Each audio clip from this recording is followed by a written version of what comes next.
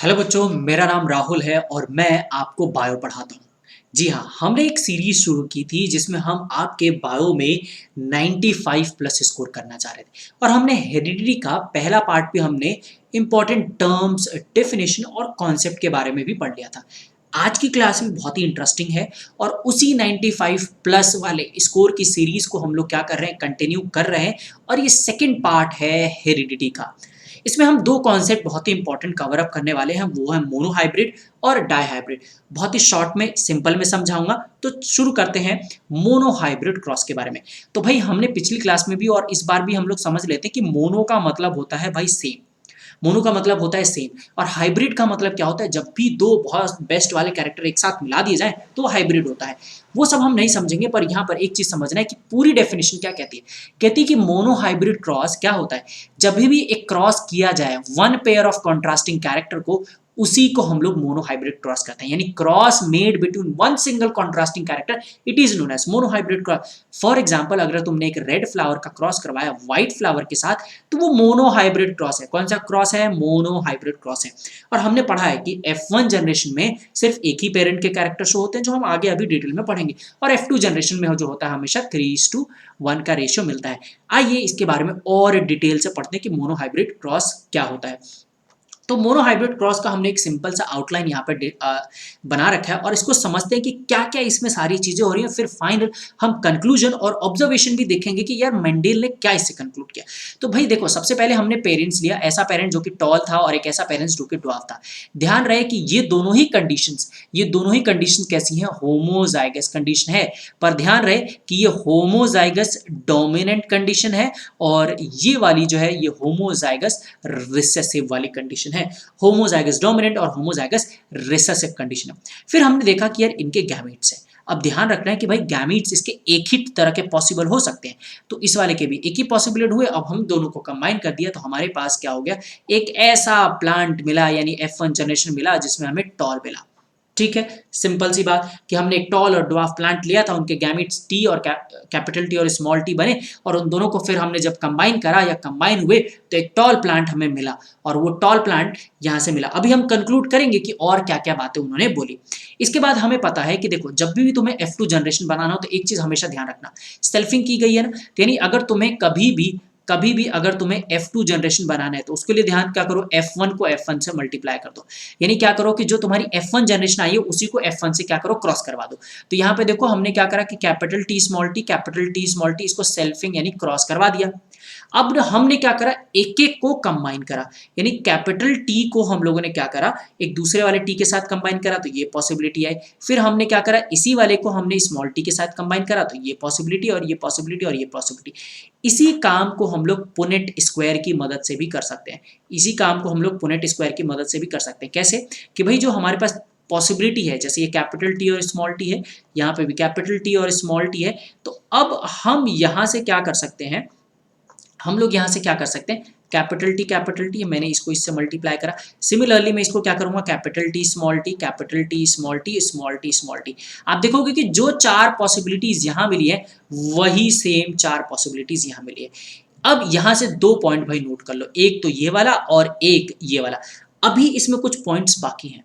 ये हमने देखा कि किया क्या हम लोगों ने, हमने एक टॉल और ड्वार्फ प्लांट लिया, उन दोनों को क्रॉसिंग करवाई, F1 जनरेशन में टॉल प्लांट मिला, और F2 जनरेशन में देखोगे तो तुम 3 टॉल मिले और एक ड्वार्फ मिला।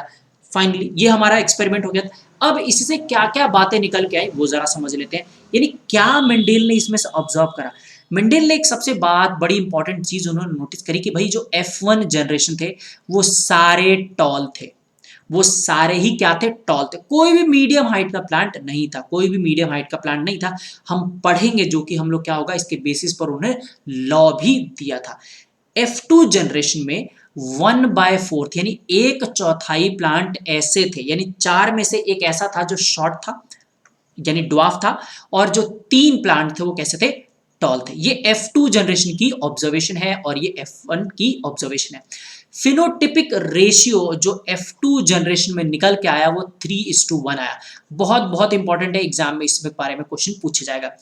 F2 जनरेशन में जो जीनोटिपिक रेशियो आया, याद है फिनोटिपिक मतलब फिजिकल अपीयरेंस और जीनोटिपिक का मतलब genetic constituent of an organism. So इसमें हमें जीनोटिपिक रेशियो जो मिला 1:2:1 मिला है।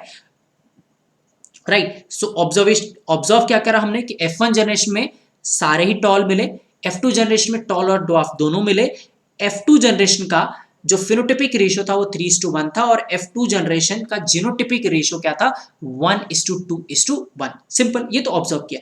मेंडेल ने फाइनली इससे क्या कंक्लूड करा, मेंडेल ने ये करा, ये बातें उन्होंने इंपॉर्टेंट नोट करी कि कैपिटल टी और capital T and capital T and small T दोनों ही टॉल प्लांट के लिए कोड करते हैं, दोनों ही टॉल प्लांट को रिप्रेजेंट करते हैं।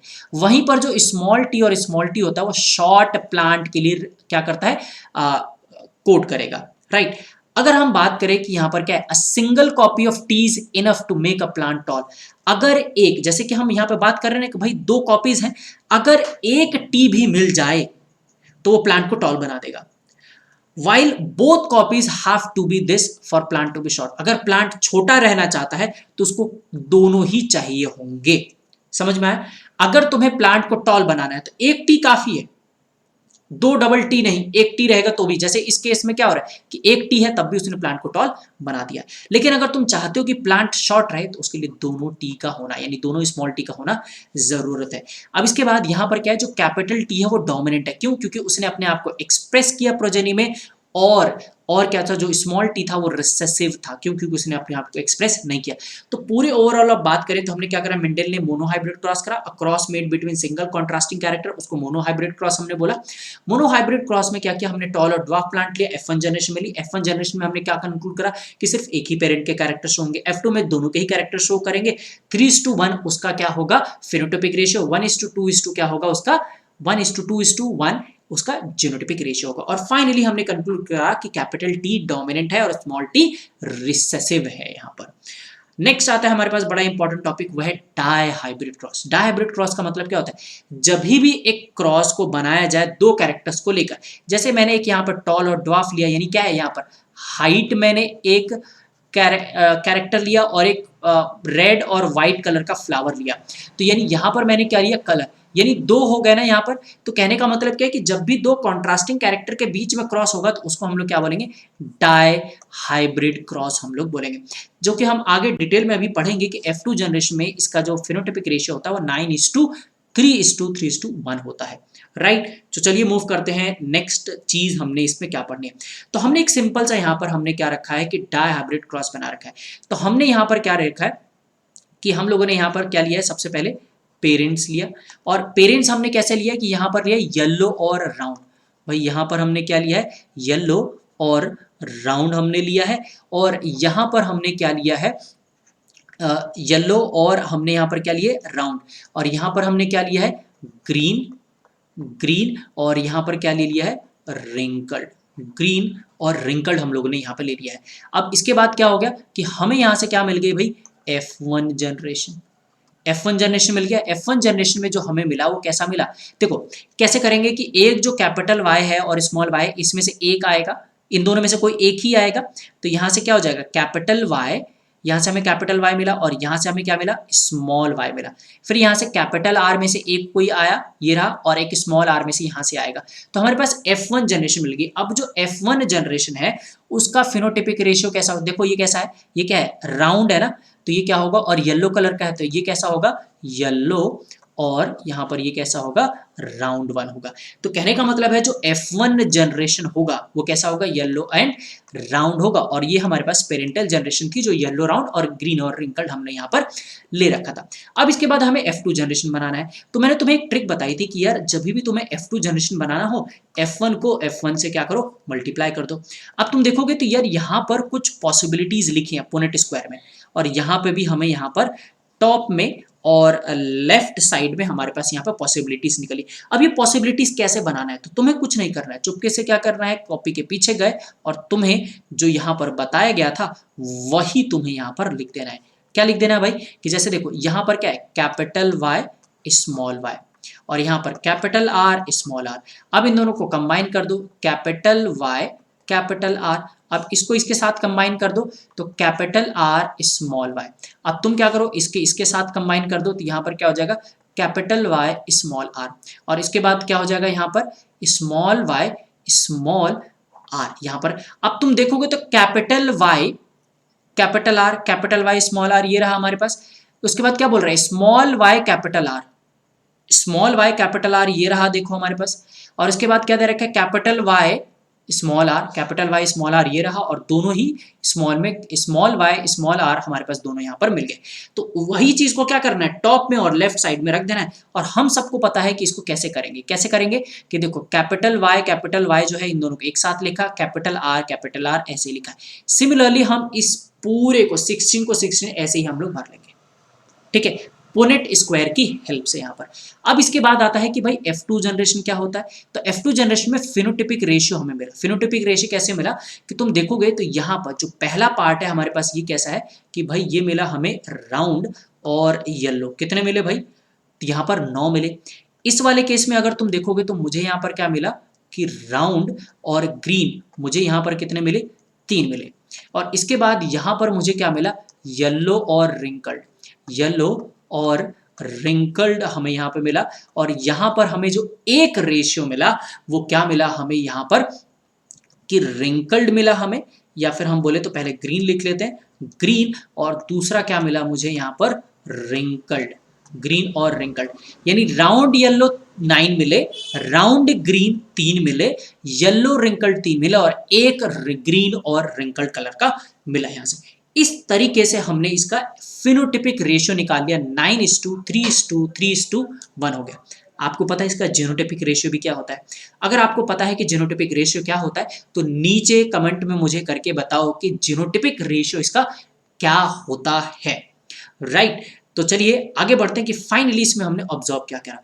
हमने इसमें ये ऑब्जर्व करा कि जब एक कैपिटल आर और कैपिटल वाई और इस वाले की स्मॉल आर और स्मॉल वाई को F1 जनरेशन में हमने करा तो हमें जो पहली प्रोजेनी मिली वो राउंड और येलो कलर की सीट मिली, राउंड और येलो कलर की सीट मिली, राइट। यानी जैसे कि हमने पढ़ा था कि दोनों के ही किसी एक कैरेक्टर्स होंगे, और जब हमने इनका क्या कराया, F1 का सेल्फ पॉलिनेशन करवाया तो हमें जो फिनोटिपिक रेशियो मिला वो मिला round yellow, round green, wrinkled yellow और रिंकल्ड ग्रीन 1 मिला, यानी 9:3:3:1 का रेशियो मिला। ये मेंडेल ने ऑब्जर्व करा डायहाइब्रिड क्रॉस में। लास्ट थिंग उन्होंने क्या उन्होंने सीखी डायहाइब्रिड क्रॉस से कि राउंड वाला और येलो वाला डोमिनेंट था, राइट। राउंड और येलो वाला क्या था, डोमिनेंट था, और occurrence of new phenotype shows the genes for a round and yellow type are inherited independently from each other over here।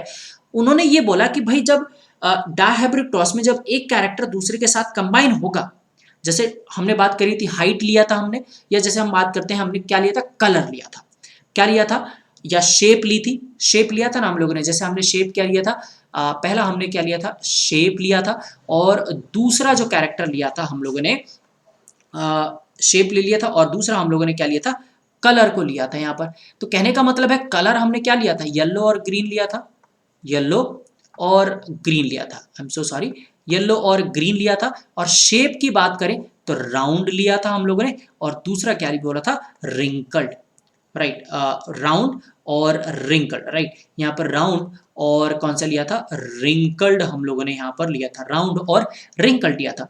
तो अब तुम्हें ये समझना है कि भाई देखो जब भी येलो वाला कंबाइन होगा ग्रीन, ये वाला हमें गैमेट बनेंगे ना, तो येलो वाला जब भी कंबाइन करेगा ना किसी एक के साथ, तो ये तुम डिसाइड नहीं करते हो कि ये रिंकल्ड वाला आएगा राउंड वाला आएगा, ये इनहेरिटली इंडिपेंडेंट होते हैं। जिसके बाद मेंडेल ने एक लॉ दिया, law of independent assortment, law of independent assortment.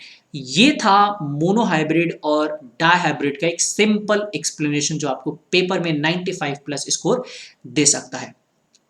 तो इस क्लास में इतना ही, और बाकी हम नेक्स्ट क्लास में इससे और इंटरेस्टिंग टॉपिक कवर अप करेंगे।